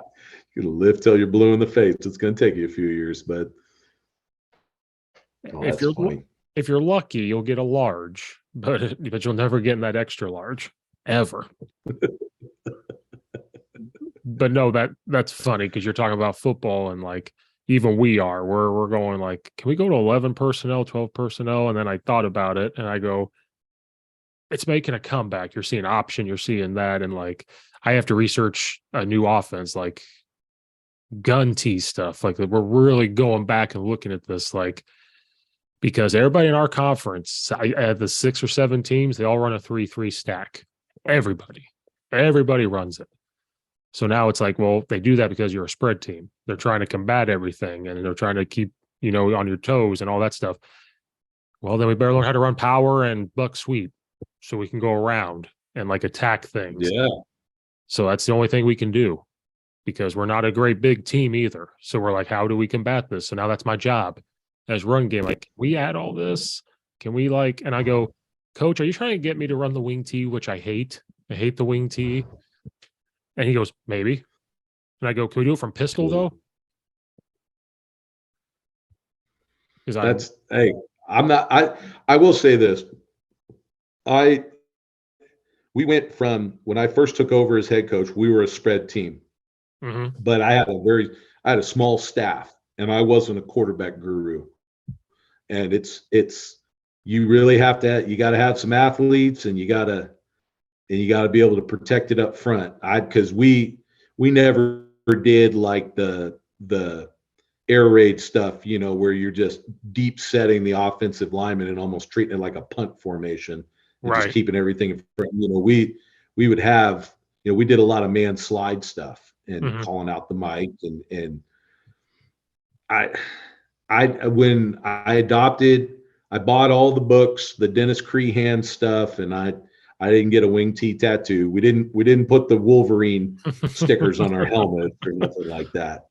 The only thing about I like wing tee because of the adaptability of the offense. I always call it it's like silly putty because you could make it do anything you want. And if you look at the base formation, that's what people are running these days. What I didn't like was numbering stuff from right to left and changing the holes and changing the numbering system. I did it, but it felt like I was writing left-handed all of a sudden. Like, okay, well, no, that's supposed to be the 2-hole. That's not the 2-hole anymore. I didn't like any of that crap. But what I did like was, and granted, I didn't go back to the North Dakota version. I went to the Dennis Crehan stuff that he was doing at Army and at Rutgers and in the CFL. But what I liked about it was it was a system. I think that's how, like, when people get the Tony Franklin stuff and the air raid thing, everything's accounted for in the system. You could give this packet to all of your position coaches and say, this is everything you need to know. But I think what's going on now, I don't want to call it a modern wing tee, but you got a wing, you got a tight end. Oh my God, what's that? That's a fullback. And I love that stuff. To me, that as a player and a coach, where I was at, I never saw power. I never saw power. In college, we ran zone. In community college, we ran like a traditional pro style offense. We ran sweep, we ran toss, we ran option, ISOs, stuff like that. And when I first started coaching at the same community college I played at, coach ran power and I was just like, this is amazing. Especially when just when people keep it like like the wing T system. You got an inside run, you got an outside run, you have a counter, you got a play action pass. It's like granted, to be really sophisticated, you need to run the different aspects of it to be able to match whoever you're playing that week. But it was just like, to me, it stops like what I accuse a lot of offensive coordinators of, just like they're grab bagging, like, oh, what do I feel like running, or what, or something worked and you're going to, I partly believe in run until they stop it, but at the same time, you want to keep them on their toes. But just being able to grind the ball up and do those things, and I think that's where that duo stuff, it keeps it simpler for the kids, but you're all but you're getting that same kind of concept that if you're running like a power scheme. The only thing about it I don't like is that you're not getting pullers. I think, after years and years and years of zone and stretch, you see most successful offenses these days, they're running pullers. And the first time I saw the skip pull stuff, I was like, I don't know how I feel, because there were concepts of that just go against everything you heard all your life, when you're pulling. Don't get your feet crossed up and do this and do that, and talk about the wing T stuff, throw the hand, open the hip, and your bird dog and all that crap where they're holding, they're turning 90 degrees and holding that position. And then I noticed that's like when I first started noticing it, when the 49ers were running a lot with when Greg Roman was the offensive coordinator, and then Stanford was running a lot of that. And it's like, oh wow, you're staying square to the line of scrimmage. You're not turning your eyes away from the guys you're pulling towards. And then we started running it at Laney, and I'm like, I like it. Now, that being said, like you see now where a lot of offensive schemes where they're almost like everything's like an angle block down, where they're trying to get zone and double to look the same way, and you're posting as you're blocking down.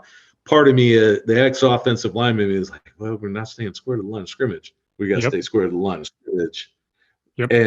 But I definitely, I think just even if you don't want to go tight end, just bringing down a wing and running 11 out of that, it just having that guy that's backed off the ball a little bit, I think really messes people up. It's just like if you take that fullback and put him as a sniffer somewhere in A and B gap, it's like, that look, it kind of freezes people. They don't know what to do. We didn't play them this season, but we always played Butte College. And one of the things they do that would always jack us up is leave the center unblocked and wham him with the sniffer. And, you get that wham block. It's like, oh, buddy, you didn't see that one coming, and he just gets blown up. But what I do like about it, like especially now, and I'm not seeing it right now. Most of the teams that are being successful with it are just lining up in 11 or 12, and they're not shifting. To me, it's like, once again, bells and whistles. I want to see a shift and a motion and then a quick snap, because then it's just like, oh, what's going on in front of me? And now, like going back to Butte, but like Butte would line up in double tight with a wing. And then sometimes they would just take the wing and shift them to the other side. You say, okay, I know what to do with that. And then sometimes they would line up and shift the tight end in the wing and go to an unbalanced look. And then you say, okay, do we have to gap over to be able to match that? But then what would happen to us? It's like we would see the tight end in the wing, and the kids would start calling the gap over because they'd see that surface and they just want to gap over now. And then they would shift, and then we would gap back over, but all we're doing is gapping back over to our regular alignment, and then we'd be outnumbered on the other side. Just all that change, doing that change, I like. If I was running an offense, I'd want to shift in a motion probably damn near every play of my life, just to keep defensive guys guessing. When I think to like what really messes with us, that, and it'll probably come back to it. Some teams are doing it, but now everybody's getting away, is just running zone, but pinning and pulling both guards and tackles. That way, if we don't cross face that, now we're two gaps out before the ball, right after the ball snap. And it's like, that would give us some fits. And then now, unfair numbers, and now it's just a one-on-one with a puller and a linebacker and let the back just get skinny and slip and go somewhere else. Right. Yeah. We ran that wham play from a wing spot because I saw it. I came in. I said, "Can we do this? Can we do this? Can we do this? Pretty please, can we try this?" Because we had a 6'4", 200-pound tight end who was a senior, and I was like, "Can we do it? Can we do it?" And we did. We didn't block the center or the nose. Trap. It's called a trap. We just wham and ran right behind, and we were like, "Oh." And then we tried it again. And the linebackers got smart. They're like, "Why don't we just follow him?" And they got real smart about it. But loved it. I saw it somewhere, and we just called it a trap. We were just like, "Trap him," and then wham, didn't have to touch I him. like it. I mean, anything that gets linebackers out of their base rules, and then they have to start adjusting. It's like then it comes down to how smart that kid is and how smart that coach is, and do they have somebody from the booth or the sideline that can see it as it's happening, so that you guys can adjust to it in real time. Right. That's the only cool part to me about being in the booth is you get snacks, but Or when it's raining, you can be up there right. in the box. But one of the things, like at Laney, we put the visiting team on the side with the stands, and a lot of teams been doing that lately. Just less distractions for us, more distractions for them. But behind on our visitor side, it's called the block house, and it's a little storage room where the electrical panels are to turn on the lights and everything. But it's about the size of a shipping container, and just getting up there, it's a totally different view of the world, but you're still right there to where you could just look down and talk to your guys, because we turn the benches around and make a U out of it so that we're facing away from the field, and you could still get a hold of everybody, but you're just that much higher to be able to see what's going on the field. Because I know from the sideline I can keep track of my guys, but I can't see like what the game adjustments are as good for the offense. Right. But if you're all the way up in the booth, then it's like, okay, I can see everything. I can talk on the headset, but I can't talk to my guys. Right. So I think I'll be up on my perch. That way I can still have snacks and see everything. You got to have snacks. I did that. Offense coordinator, I did 3 games in the booth, and I was like 23 years old, 24 years old. And I was like, well, I'm going to try the booth because I can see it all. And then after the third game, I said, nope, sideline. I'm too much of an asshole. I got to be running up and down, doing this, doing that. Like, I wanted my fingerprints everywhere because I was young, and I was like, I got to make sure this is communicated. I got to make sure this is done. I got to make sure this is done. Well, you're not doing your job, so I'm going to do it for you, like that type of thing. So I went back down the field.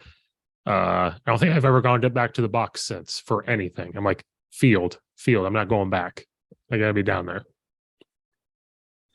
A couple times over my career, I've been banished to the box for bad behavior on the sideline. That was almost me this year with the refs, because I got smart about it. If I'm talking on the headset about the ref, but I'm not near the ref, not looking at him, and I'm talking on the thing, and I'm whatever, but the refs have gotten smart. So I've gotten a flag. I've gotten 2 flags this year, and they're like, we're not putting up with it. And I'm like, well, I'm on the headset though. Now we know what you're doing. Okay. I don't know. I think trying to get a point across to the ref is like fighting with your wife.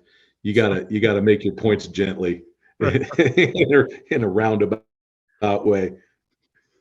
I tried. Well, Coach, I've taken a lot of your time. We could keep going on and on and on, but I know we got lives and everything else. But I appreciate you talking everything, D-line to high schoolers and everything else. I do appreciate it. I mean, we could go on for 4 hours. It could be Joe Rogan style 4 or 5 hours. No doubt. I really appreciate you having me on. This is always a good time. Yeah, I'll have to have you on before season starts, because I'd be curious how things go as you guys start back up and go into the summer. That'd be really interesting to know. I almost had your head coach on last year, but we never figured it out too. So I tried, but almost had him. He told me, I sent him a message. He said, email me. So I emailed him, and we just couldn't make it work. Well, if you get him on, tell him I didn't say anything bad. Oh no, I'm going to say you're an angel. Everything was good. Everything was cool. Then he's going to tell me I'm a liar or something. I don't know, because that seems to happen to me. Like, you're just lying to me. Coach Beam knows how to see into your soul. Be careful. But no, I appreciate it. It was a good time. I enjoyed talking to you. We'll have to do it again before the summer or the summer, either one. We'll have to try again. But I appreciate you coming back on. Um, Right on. I'll put your Twitter in the profile for people to follow you in Laney Community College. Oh, I guess the last thing. Did last chance you change anything for Laney? Like, was it, I don't know if I asked you that before. Like, was it like anything? I mean, I think the biggest change was how it put us on the map Yeah. nationally. Yeah. You know, it's so funny. I get kids at the high school that still come up to me, hey, I just saw you on Netflix. I'm like, oh, hey, cool. You know, it just, I mean, for me, I think I didn't, if I could do it again, I'd probably just learn to enjoy the experience more, you Mhm. know, but when it was, I think I was so concerned about, you know, just the crazy crap that comes out of your mouth during a Yeah. practice, or, you know, when you're putting a one-liner on a kid, or you're yelling, or you're losing your mind, or, you know, just whatever. And I Right. was just like, God, I don't want all our skeletons to get out to the world. But I thought they did a great job of showing the program. Right. I think I was worried because, you know, the other seasons I saw, you know, showed programs warts and all, you know, Mhm. and I think they emphasized the warts more, where our year was more about kind of celebrating what Coach Beam and the program did for the area, and for the kids. I thought it was, Right. you know, the spin was a lot more positive. Right. The part I didn't like was just a lot of kids playing to the camera, Oh, and yeah. and trying to be players or people that they're not, Mhm. you know, just because they're trying to show out. Right. If it could be the same kind of situation with just hidden cameras and mics, I'd Uh-huh. love it, because then you would forget everything's there. Right. But, you know, you're having a moment, and all of a sudden, you know, you look over, and there's a camera just like right here on you. You're like, oh shit, what did I say? What did I do? Right. And I think that got into the heads of the kids a little bit too, where they didn't, well, I'm not going to look dumb on the camera, or I'm not going to make a mistake on the Right. camera. Because I think, you know, we all know with football, it's like, you know, you always say perfect practice, perfect plays, perfect this, perfect that, but it's never perfect. You know, Right. you make a boatload of mistakes, and you fail a lot, and then you learn to get better, you know, which is, to me, like, you know, they talk about it, how it's all a metaphor for life. Mhm. And I think a lot of the kids were more afraid to make those mistakes because of the stakes and the camera, and them knowing coming in, if it would have been a brand new show that nobody had ever heard of, I think it would have been different. But it Right. was already an established show with an established audience, and those kids know, okay, millions of people are going to watch this crap. Mhm. You know, we're all, I got a bunch of shit from my friends. They're like, what, do you coach, or do you just hang out at the bar? I'm like, no, there was lots of coaching. I don't know why I don't know why the bar scenes made it as much, but we were out there coaching, damn it. One of my friends is like, all right, Norm. I'm like, no, I'm not Norm. I'm not Norm. I'm a football coach. Now, we all know that I coaching camaraderie, or fellowship, or whatever you call it. You know, sometimes there's wings and beverages involved, Yeah, and oh, and yes. and and what we were, you know, and that was really us at those times. I think you know, for the most part, I think it was a lot of really everybody, but I think it's hard to capture the environment and the culture that got us to the position where they wanted to come film us when Mhm. they're filming you. Right. You know, because, you know, as much as I'm used to speaking in front of a bunch of people, or being in front of a computer, you know, Mhm. camera, being myself, it's, you know, when you see the production of it all, you kind of you nut up a little bit. Right. and then you have to kind of learn to not to be tense around that stuff and just be yourself. But then you worry about, well, if I'm myself, how's that going to come across? Right. Because no matter what, you can't show me a football program anywhere that doesn't involve a little bit of bad language. But then the first thing that administrators and college presidents, it's like, hey, what are you doing? It's kind of like that little blurb of I don't know if you've heard it, of somebody audio Coach Smart before Oh yeah. Yeah. before the national chant. And it's just like everything he's saying. I mean, it gave me goosebumps. I want to go out there and smack somebody, but then there are going to be people judging that because they don't know that environment. Or there's even people that just, might be a little too woke and just say, well, that's not appropriate language. It's like, hey, come on. We're trying to do big things here, and sometimes language gets out of hand. Well, it goes back to that video of Nick Saban on LSU yelling. That leak went out of Kirby Smart, and they said, "Do you want your kid to hear this?" And I think I even tweeted. I said, "I see nothing wrong with what just happened.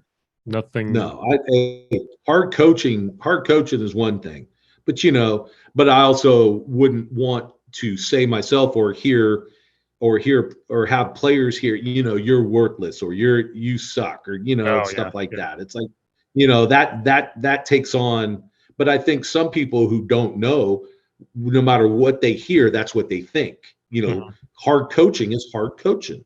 Yep. You got to learn to take criticism. Like I said, my skin was thin for a long time, and I know that playing really helped me, and coaching and teaching really, really helped me after that, because if you mess up in front of kids, they're going to let your ass know about it in a heartbeat. Yes. And then you get to that point where we can have those tense moments, but after, hey, I got a lot of love and respect for you, and we're going to move on. Now, granted, it's always easier if you're winning. Yes. Yes. You get away with it, get away with it, quote unquote. Like, they won a championship, and this is what you're worried about? Nah, it's whatever. For sure. For sure. Well, Coach, again, thanks for coming back. Appreciate it. Like I said, I'll know you again when the spring or summer and get you back. Hey, always down. Well, I appreciate it. Thanks so much. Thanks anyone who listens, and we'll see you guys next time.